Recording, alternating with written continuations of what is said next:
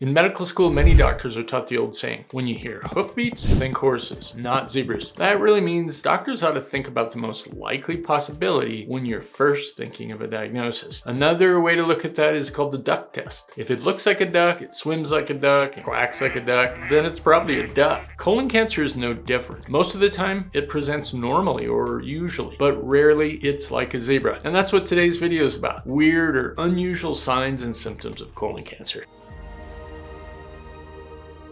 Hi, I'm Dr. Brian. I trained at Michigan and Dartmouth. Now, globally, colorectal cancer is the third most commonly diagnosed cancer in males and the second most common in females. And this is according to the World Health Organization. If you want an excellent summary of what colon cancer looks like usually, click on my earlier video. And especially if you don't really know anything about colon cancer yet, it's probably a good place to start. So the colon is the large intestine, and we have a small bowel and we have a large bowel, and the colon is the largest of these two. And note in particular where it's related to the bladder. That'll be important later on. The colon is really shaped like a picture frame in your abdomen. And colon cancer comes with some standard and very typical risks. These are diet with very low fiber, processed meats, red meats, obesity, diabetes, high alcohol intake, and of course, genetics. There are a number of genetic syndromes that predispose you for colon cancer. There are a whole host of typical symptoms and definitions of how colon cancer usually presents. For example, bleeding is very common in your stool. A change in stool caliber where the stool becomes very small, ribbon-like or pencil-like, and especially unexplained blood loss. This leads to anemia, where you get a blood test and the number of red blood cells you have are very, very low. But this video is not the usual signs. Today, I'm going to talk about some weird or unusual signs and symptoms of colon cancer. Number one, pneumaturia. That's a medical term that means peeing air or sometimes poop. That's right, you can actually pass gas or feces in your urine. This requires an abnormal connection between your bowel and your bladder. Remember where it was located earlier? This connection is called a fistula, and it's a passageway between two parts of the body that shouldn't connect. This abnormal fistula, which is called a malignant fistula, malignant means cancer, and fistula is a connection, most commonly happens from what's called a cecal cancer, located on this side, or a sigmoid cancer on this side near the bladder. This malignant fistula, this abnormal connection caused by the colon cancer, can go into the bladder, but it also can go into nearby organs like the vagina or small bowel. The second weird symptom that can come from colon cancer is fever of unknown origin. In medical parlance, fever of unknown origin is a fever you can't figure out. It's been present for more than 3 weeks, and it's not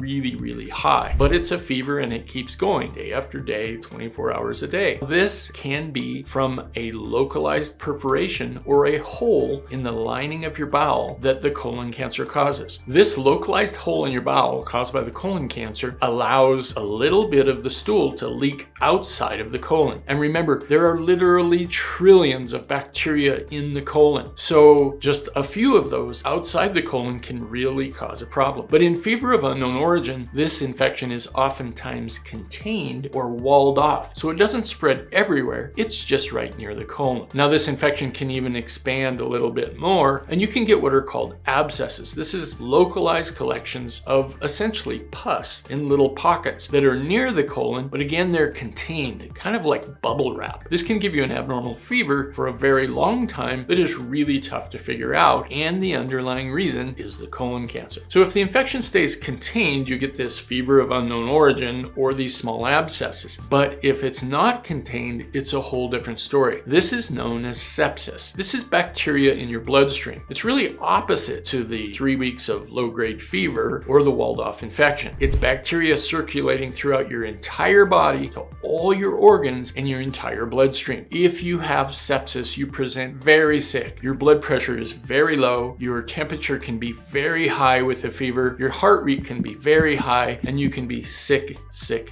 And in particular, there are a couple of very specific bacteria, one known as Streptococcus bovis and one known as Clostridium septicum. If you have these particular kind of bacteria growing out of your blood, there's a 1 in 4 chance that that infection actually came from a colon cancer. Now, the final infection I'm going to describe is really the rarest of the rare. Again, a very unusual presentation of colon cancer. This is an unfortunate individual who came into the hospital where his heart had just stopped working. It just wasn't pumping correctly. Now, after extensive workup, it was found that he had an infection, but the infection was in the sac that surrounds the heart. And usually that sac has just a couple drops of fluid. But in this case, there was a large amount of infection and pus that was in that sac around the heart, squishing the heart so the heart couldn't pump. And eventually that infection was traced back to an area of colon cancer in the colon that had created a little hole in the wall, and that infection had gone outside the colon and eventually gone to the heart. The third set of unusual symptoms from colon cancer has to do with what's known as cancer of